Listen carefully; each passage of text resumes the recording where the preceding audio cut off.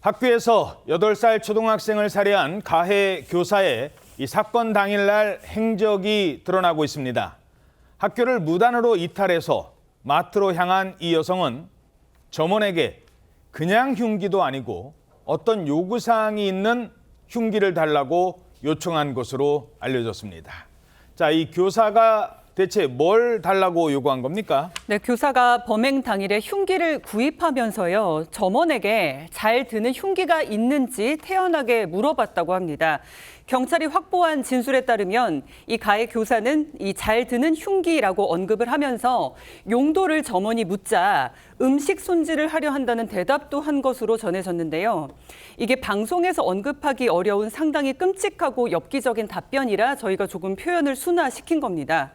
경찰은 또 가해 교사가 범행 장소로 택했던 이 시청각실을 주목했는데 이 학교 다닐 때 암막 커튼이 쳐져 있는 그 시청각실 기억나시죠? 빛과 소리 차단이 잘 되는 공간에서 범행을 저질렀고, 그리고 이곳은 평소에 잠겨 있는데 범행 전에 열쇠를 미리 가져와 문을 연 것도 이제 계획 범죄로 좀 주목하고 있습니다. 그러니까 빛도 잘 안 들어오고 소리도 차단되는 시청각실, 그 범행 장소인 시청각실의 문도 미리 열어두었다는 겁니다. 유족들은 명백한 계획범죄라고 호소하고 있습니다. 초등학교에서 구할 수 없는 로 한 일을 해쳤는데 어떻게 그 계획 살인이 아닐 수가 있습니까? 뭐가 잘못 있어요? 그냥 죽었어요. 선생님이 따라가서 죽었어요. 자, 계획범죄. 경찰 출신인 박성배 변호사님, 계획범죄 지금 논란 어떻게 보십니까? 아직까지 단언할 수는 없습니다만 수사가 진행될수록 계획범죄 정황이 추가되고 있는 것은 사실입니다. 이 범행은 오후 4시 30분에서 5시경에 이루어진 것으로 추정되는데 이 흉기는 학교 점심시간을 이용해 밖으로 나가 마트에서 구입을 합니다. 구체적으로는 12시 50분경 학교에서 나가서 1시 50분경 학교로 복귀를 합니다. 즉 범행과 흉기 준비 시점 사이에 3시간 정도의 텀이 있는데 이 정도 텀이라면 우발 범행이라기보다는 계획 범행이라고 평가할 가능성이 상당히 높습니다. 더군다나 잘 드는 흉기를 굳이 골랐다면 더더욱 살해 범행을 사전에 염두에 두었다고 평가할 가능성이 높습니다. 여기에 열쇠를 미리 가져와서 시청각실 문을 열었다는 것도 범행을 용이하게 행할 수 있는 장소를 사전에 물색해 두었다고 평가할 여지가 다분합니다. 피해자가 특정되지 않아도 계획 범죄는 인정됩니다. 이 정도 정황이 그대로 받아들여진다면 계획 범행으로 판단될 가능성이 상당히 높아 보입니다. 누구를 살해하겠다라는 그 피해자를 미리 특정하지 않았다 하더라도 계획 범죄가 되는 거군요. 충분히 계획 범죄가 될 수 있습니다. 우발 범행도 피해자가 특정돼 있어도 우발 범행이 인정되는 것처럼 피해자가 특정되지 않는 경우에도 계획 범죄가 인정되는 경우도 충분히 있을 수 있습니다. 그렇군요. 자, 이 교사라는 사람은 전에도 몇 차례 난동을 부렸던 적이 있었습니다. 그런데 왜 하필 이날은 학교 학생을 대상으로 끔찍한 일을 계획했던 걸까요? 바로 사건 당일 행적을 주목할 필요가 있습니다. 그날 무슨 일이 있었는지 사건 당일 그 행적이 조금씩 알려지고 있어요. 네, 그렇습니다. 일단 그 흉기를 사러 갔다 오는데 그 동료한테 거짓말을 하고 근무 시간에 학교를 빠져나간 것으로 지금 이렇게 조사가 되고 있습니다.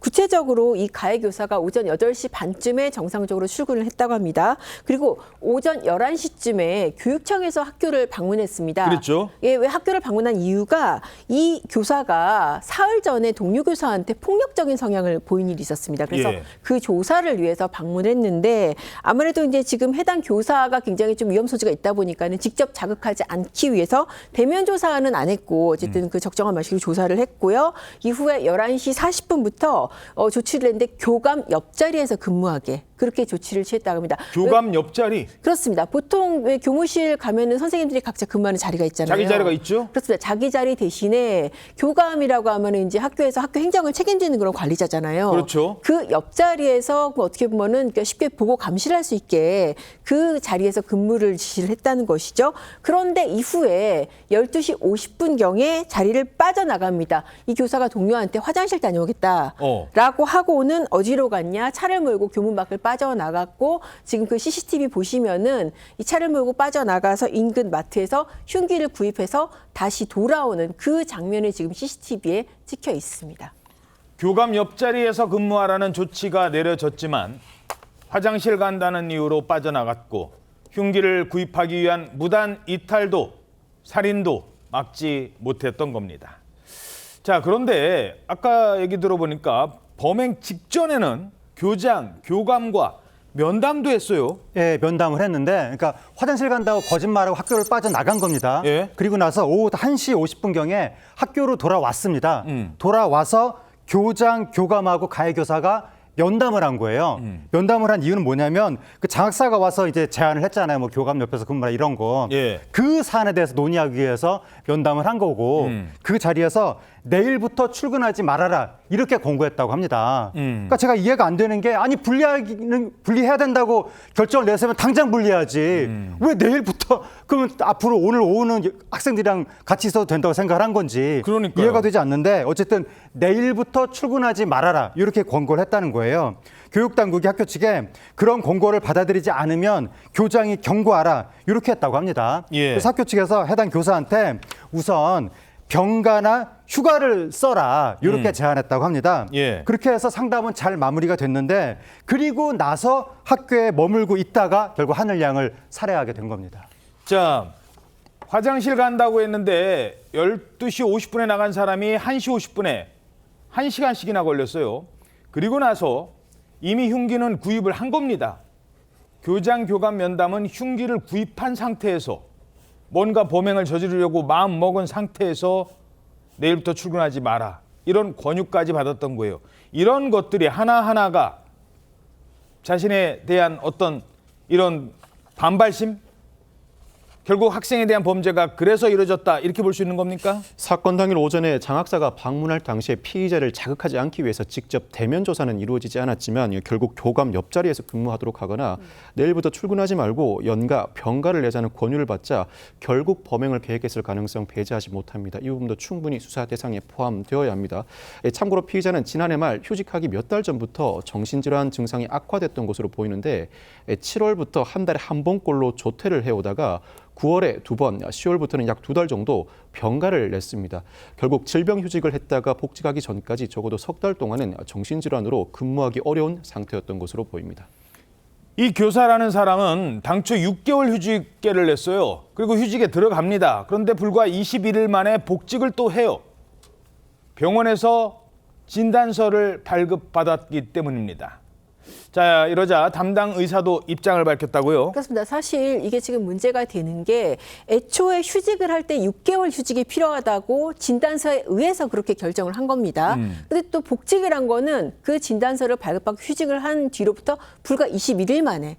그러면은 앞서 6개월 휴직이 필요하다는 진단서가 이게 제대로 된 것인지 또 그러면은 21일 만에 또 괜찮다, 상태가 문제가 없다.